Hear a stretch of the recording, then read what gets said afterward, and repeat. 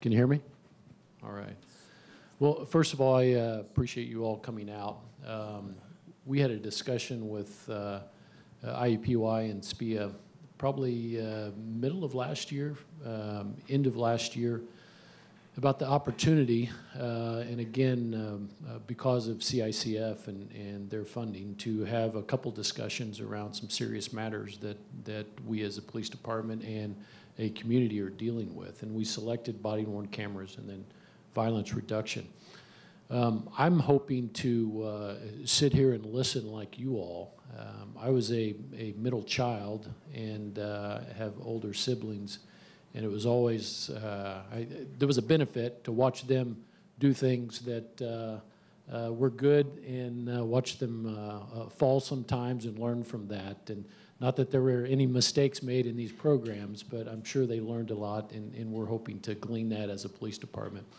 I do want to make clear that the Indianapolis Metropolitan Police Department is not introducing body-worn cameras next month.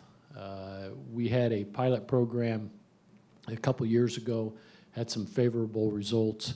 We actually had an RFP out, and the funding just wasn't there.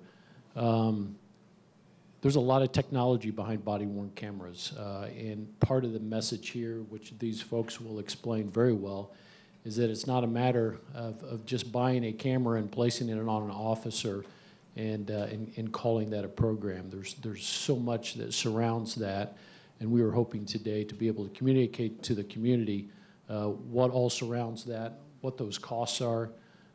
We as a city are increasing our technological ability, and I think we're creating that base so that we can ingest all the video, and so we do see a time in the future possibly officers having body-worn cameras, and so we think it's important. These people have been studying this and looking at these programs for years, and I thought it was important that we as a police department, as a city, begin to have those discussions, understanding what can and can't be done, really outline true expectations, both from the police department and the community, and what those costs are, and then move forward that way.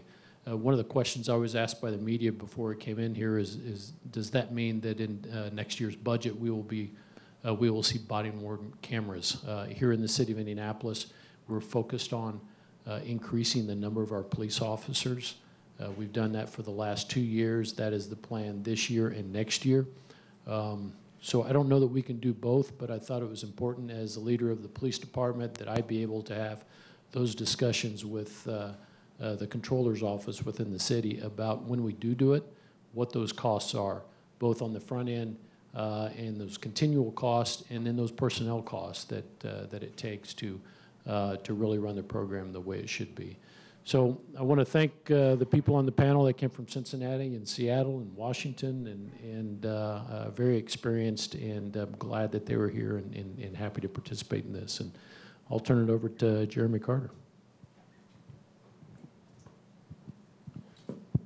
Thank you, Chief. The quick overview on what to expect this evening, and to piggyback on something Chief Roach mentioned, I think what will be evident tonight from the speakers is that a lot of time, effort, planning, and researching went into their now successful body-worn camera programs.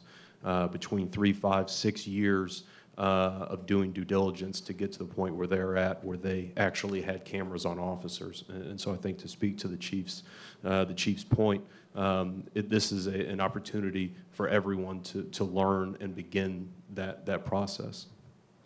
And so what we'll do, I know this seems very formal. I mean, I'm a professor and I'm in a suit. And so we do not mean it to be that way.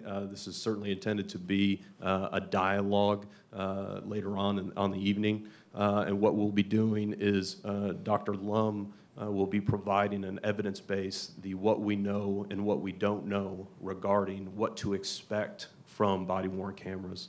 And then, of course, we will have Nick and Kristen provide their perspectives in terms of the challenges and the benefits that they've experienced in trying to adopt these technologies.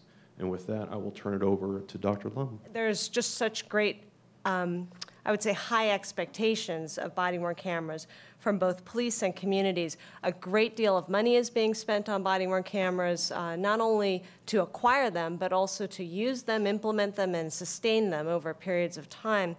It's really important that we are discussing it today. I would also argue that body-worn cameras are such an important focus point for discussion and research, because technology research, and I'll kind of get to this more at the end, but technology research really helps to reveal a lot of deeper aspects of policing in society. And this is not just technology research on body-worn cameras, but research on technology more generally. I think this research provides a window into not only police operations, but just more generally relationships between police and people. So I find this body-worn camera research fascinating, as well as other types of technology research. Let me just begin by saying that much of my work is really grounded in this idea of evidence-based policing. This concept of evidence-based policing is simply that research should at least have a seat at the table when it comes to police policy and practice. And I think policing, and not just policing, education, medicine, public health, have really learned the hard way in many cases. Things that we thought would lead to certain outcomes did not lead to those outcomes, and in some cases caused harmful effects. We have tons of these examples, actually, in criminal justice, which is not positive. So I think that research is really important in helping to connect outcomes with interventions and with policies and practices like body-worn camera use. And in particular, it's important when thinking about acquiring body-worn cameras. So this is on the minds of the police department here, as well as many other police departments in the United States. And the research really, I would argue, is very important to consider. I'd like for all of you to keep in mind 3 ideas as I go through the research today with regards to what we know about body-worn cameras. The first is that body-worn cameras have high costs and expectations. It's too costly to take guesses about whether body-worn cameras will lead to one outcome or another. The second is that I do a lot of research in technologies for police, and almost all of it continues to find unintended effects of technology. Technology always leads to some unintended consequence that either the citizens, communities, or the police are not anticipating. There's many reasons for this, but I think the most compelling reason is that technology does not shape police agencies. Police agencies shape technology. And so technology is brought in and it's filtered through very stable and existing police cultures and organizational systems, and the outputs that come from their use are determined by those things. So I think it's really important to remember that. And finally, technology is almost always purchased and adopted absent of outcomes-based research. This is a problem in which academics have to share the burden as well. For many reasons, we often are evaluating technologies after the fact. Now, there is some good news with body-worn cameras. Researchers are very interested in studying body-worn cameras, so there's actually a lot more research available for you all to see compared to some of the other rapidly diffusing technologies like license plate readers, for example. The rapid adoption of body-worn cameras really began after Trayvon Martin in 2012, and also the events of Michael Brown in 2014 and Freddie Gray in 2015. And I think researchers have really tried to keep up. As you can see here, we now have this comprehensive review that I'm about to share with you. We now have almost 60 empirical studies on body-worn camera research, and that's pretty good. Let me also say that, like body-worn camera adoption, the research has not been just concentrated in the largest police agencies or the largest jurisdictions. Much of the research is taking place in smaller to medium-sized jurisdictions as well. So this is unusual, because most of the research that I am familiar with in terms of evidence-based policing tends to occur in very large agencies. So this is very positive. The research is, I would say, could be grouped into these 6 areas. There's some exceptions, but for the most part, research that we have on body-worn cameras focuses on the impacts of the cameras on officer behaviors and officer attitudes. This is the largest chunk of research that's out there. And then we have not so much research, but we still have some studies that are focused on body-worn cameras and their impacts on citizen behaviors, on citizen and community attitudes, on investigations, and also on organizational impacts. Let me also say that almost all of these studies that I'm about to talk about in summary, I won't go through every single study today, that would take hours, but they have been done in the field between researchers and police practitioners and community members. So this is also another positive aspect of this evidence base. The police and community groups are very interested in finding out what are the impacts of body-worn cameras. Okay, so to get into just some summary of these 6 areas, what do we know about the impacts of body-worn cameras on officer behaviors? About 24 studies have looked at the impact of body-worn cameras on officer behaviors. Most of these studies have focused on a few key concepts. The first is the impact of the cameras on the police officer's interaction with the person. Either his or her professionalism, procedural justice, misconduct, rudeness, and the measure by which these things are examined are usually complaints. Research tends to indicate that officers who are wearing body-worn cameras seem to have less complaints than those who are not wearing body-worn cameras. And these are pretty good studies, so I won't go into all the methodology behind some of these studies, but many of these are randomized controlled experiments and quasi-experimental studies. So in other words, they have a lot of believability to them. Now, some of this effect of the complaints being lower for officers who have body-worn cameras, some of this might be a reduction in frivolous complaints. Some of this could be a change in the officer's behavior because he or she knows that they're being recorded.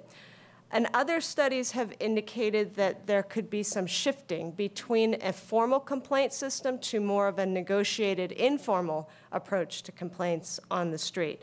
The question is, we don't know which ones of these are.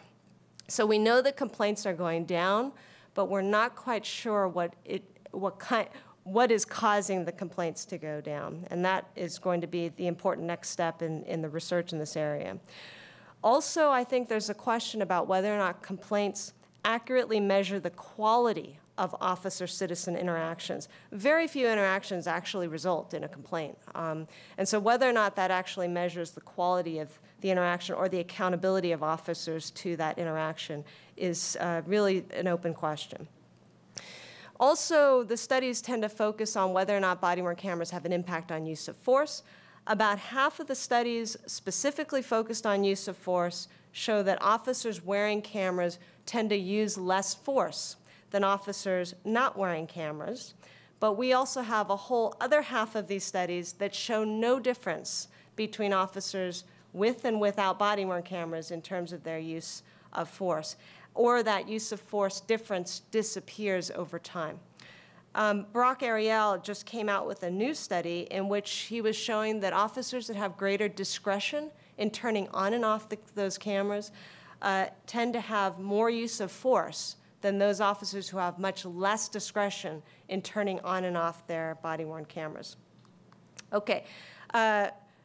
Again, I'm sorry, this is the biggest group, so I'm going to spend just a little more time on it than the other areas.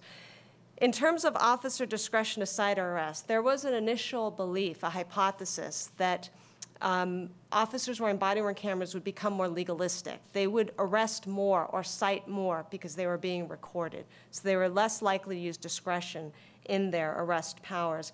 This research is all over the map. Some studies show that arrests and citations increase.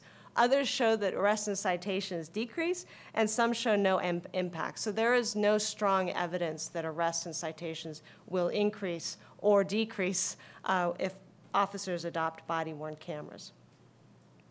Okay, some folks have had a concern about something called depolicing, like officers pulling back from policing because, and especially proactive policing, because they're wearing body-worn cameras. There's really no strong evidence of depolicing, although we need much more studies in these areas. There's some evidence that shows stop, question, and frisk decline when officers wear body-worn cameras, but stop, question, and frisk have been declining for the last 5 years or so due to many other reasons than body-worn cameras. And so, but in terms of officer-initiated field contacts and encounters, there are at least 2 studies that show those increase with officers who wear body-worn cameras. Let me just say that, again, it's not important whether or not proactivity increases or decreases. What's really important is what type of proactivity increases or decreases. So, for example, if broken windows arrests decline because officers wear body-worn cameras, I'm not so concerned because we now have a lot of research that shows that broken windows arrests did not have a deterrent effect and it caused a lot of problems with community members. But if proactive policing, such as problem solving, goes down, or if place-oriented approaches to police proactivity declines, those are strong infrastructures for community-oriented policing, and I would be concerned if those things decline. So it's about which types of proactivity are declining with body-worn cameras. Here's the most, I think, saddest part of this area of research. We do not know about this. We do not know the impacts of body-worn cameras on implicit or explicit bias or differential treatment. This is one of the reasons why body-worn cameras were pushed by citizens, because they believed that it might lead to less disparity in policing or greater fairness in policing, especially with communities of color. And we just don't know. I think as academics, we really have to get on this particular question. Okay. The next 5 areas are much shorter. We don't have as much research in these areas, except for this one.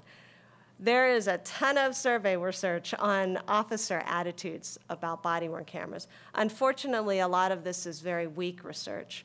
But I'm going to just give you some themes that I think are pretty consistent from some of this officer attitudes about body-worn camera research. Many studies show that over a very brief time, officers grow to like cameras. They are influenced by other officers and agencies that like those cameras. Officers with experience with body-worn cameras like them better than officers who have not yet experienced body-worn cameras. And the primary reason that we're finding from the higher quality survey, interview, and focus group research is that officers see body-worn cameras as protecting themselves against the public and against frivolous complaints. The second reason that officers are giving is primarily that it helps them bring evidence for particular crimes that they're trying to charge. I think this is probably one of the most challenging findings in the body-worn camera research. Body-worn cameras were pushed by the public as primarily an accountability mechanism, and usually accountability systems and technologies are not so quickly well-liked by officers, which calls into question whether or not body-worn cameras can be effective accountability mechanisms. There's also a great deal of incongruence between the officers and their supervisors and command staff about expectations of body-worn cameras. Supervisors and commanders tend to view body-worn cameras positively. They see it as an accountability mechanism. Officers tend to resist some of these views. Again, this incongruence is not uncommon. This has existed a long time in not just policing, but many other organizations between line workers and supervisors and commanders. But what is important to point out is that body-worn camera research can be a lens to see this incongruence and then use that understanding in terms of when agencies do adopt body-worn cameras, how they're going to mitigate some of that incongruence, which can cause a lot of strife in organizations. Okay. Sorry. All right. Citizen behavior. Okay, what do we know about this? We know much less about this. There's about 12 studies now, research studies, on the impacts of body-worn cameras on citizen behavior. Most focus on the impact of body-worn cameras on suspect compliance. These are pretty high-quality studies, again, quasi-experimental and randomized controlled trials. And these studies indicate there's really no differences between officers wearing body-worn cameras and those that do not wear body-worn cameras with regards to suspect resistance to them. In fact, there's a recent, very high-quality study that shows that officers with body-worn cameras have higher assaults on them than officers that do not wear body-worn cameras. We don't know why that is the case, but one study has seen that trend. In terms of behavioral impacts with regards to other things, these have been less studied, but I want to point out a couple of them that are important. The first is with regards to citizen willingness to call the police. We have one study here which has found that low crime places, so places that are relatively very low in crime counts, that have officers with body-worn cameras, seem to be more willing to call the police with crime. However, places that have high crime show no difference between places that have officers with body-worn cameras and those that do not in terms of willingness to call the police. So this feeling that body-worn cameras might impact people's willingness to call the police may not be as salient of an argument as some have made it out to be. The second is kind of more interesting. I study investigations a lot, and clearance rates are kind of on the decline, unfortunately, in a lot of major cities, especially in homicide and violence. So cooperation may be very key to stopping this decline. We aren't sure whether or not body-worn cameras on officers or detectives affects that cooperation. Okay. In terms of citizen and community attitudes, there is a general positive feeling among people about body-worn cameras. There is a support for police to purchase body-worn cameras, and there are high expectations. With the caveat, we now have studies that show that there are less positive views about the promise of body-worn cameras amongst people who are young, who are non-white, or who are living in fear of crime. These are also people who may have the most interaction with officers with body-worn cameras. So this reflects, by the way, a more broad area of research. There's still great disparities between the legitimacy afforded to the police by various groups, in particular between whites and non-whites. In terms of improved satisfaction with specific encounters, the findings are a bit less optimistic. Citizen satisfaction with a specific incident or a specific exchange is really conditioned by the officer's actions, how they spoke to that individual, how they treated that individual. That's what determines citizen satisfaction, not wearing body-worn cameras. And sure enough, the studies in this area do not seem to indicate much difference. And these are high-quality studies in terms of a person's satisfaction with the specific encounter as to whether or not an officer is wearing or not wearing a body-worn camera.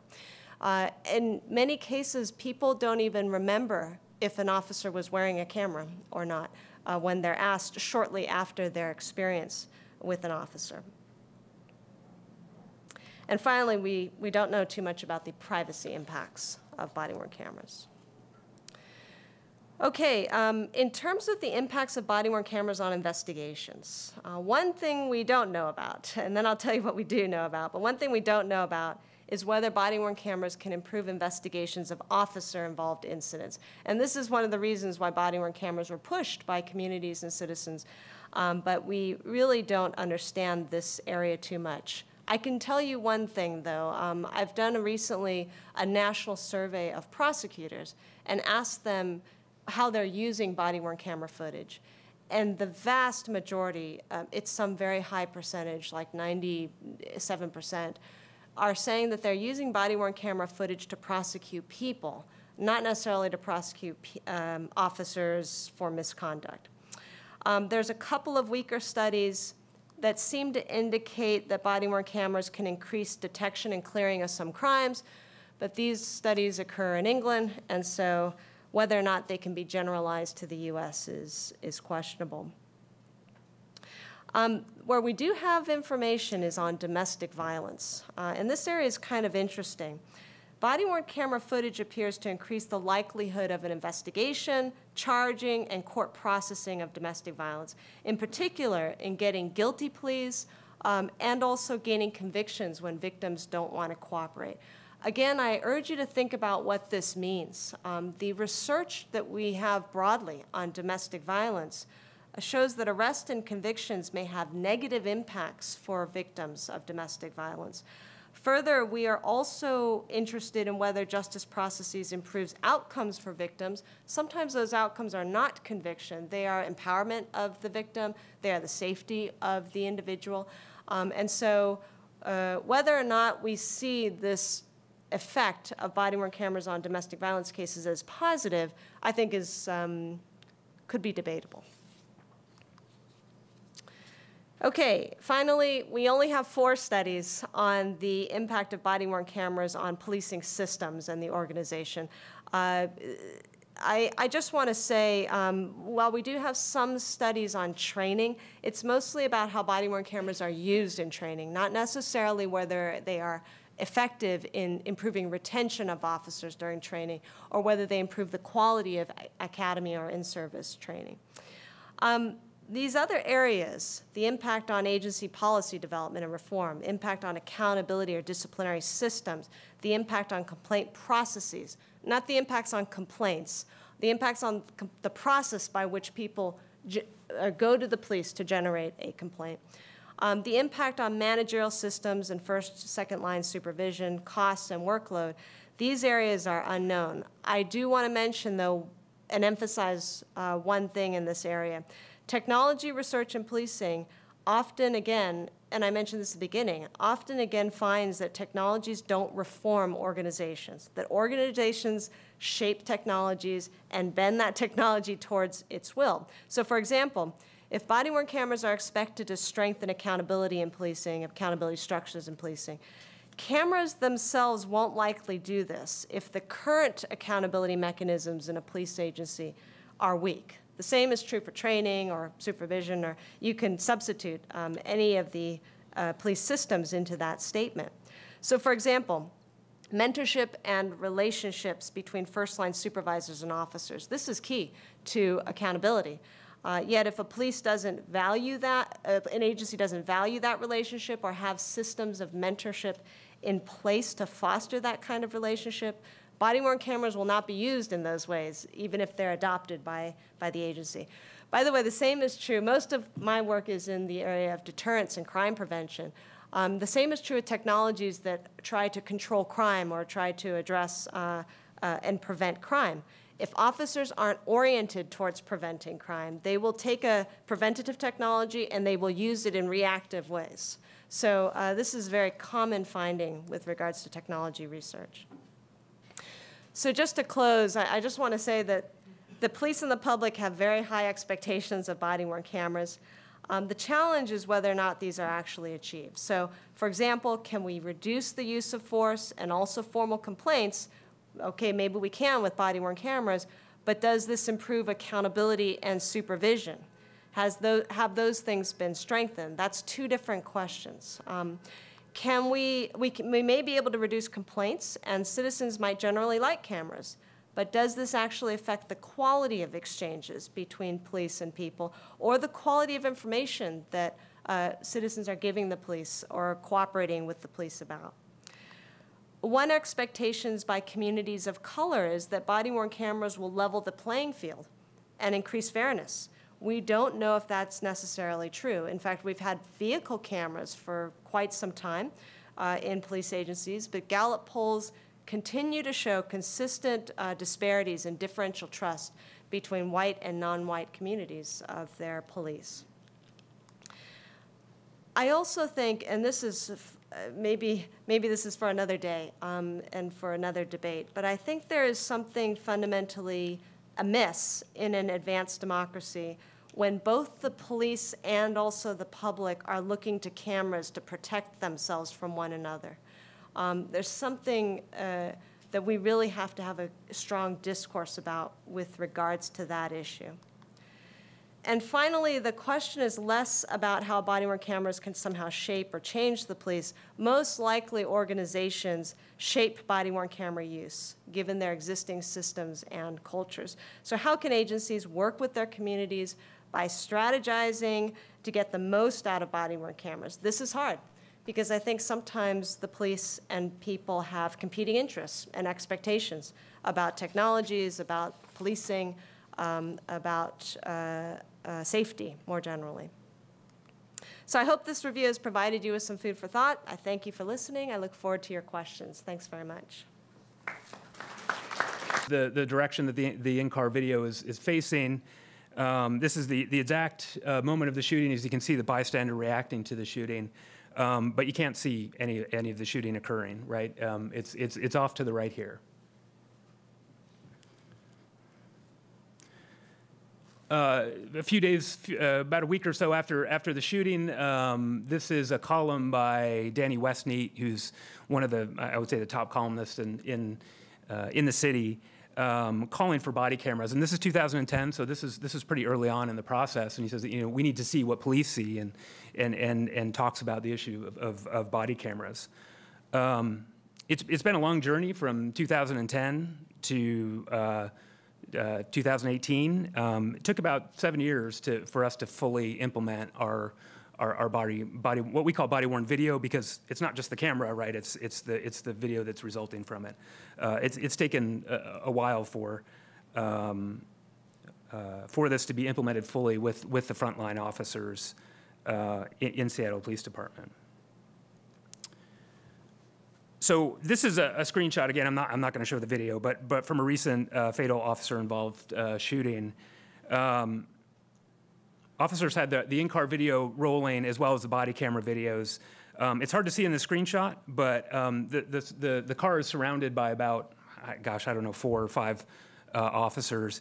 The suspect is rooting around in the back seat for a gun, and you can see there's multiple angles here. He roots around for about 19 seconds, which is an eternity, really, and trying to find his gun, and ignoring the officer's commands to show his hands, and eventually, unfortunately, the officers end up shooting and killing the suspect. With in-car video, we would not have had this angle, right? It provides a different perspective. The in-car video angle is straightforward. You cannot see in the car, right? So. This is one primary reason why we implemented body-worn video. It gives another perspective from the officer. It's a very visceral picture of officer interacting with the public. So we do a lot of talks with community groups with the body-worn video program, and one of the things that we always start off with is the goals of the program. And I read it directly. And so the goal of the body-worn video program in Seattle is to enhance public trust in the Seattle Police Department and provide greater transparency into officer actions. Recording law enforcement interactions between officers and members of the public provides valuable information for officer accountability and effective criminal investigations. So as Dr. Lum talked about, there's a lot of research mixed about use of force, and reducing use of force wasn't the primary goal for the Seattle Police Department, right? The primary goal is to provide another record of that officer-public interaction, and there's many uses for it, right? But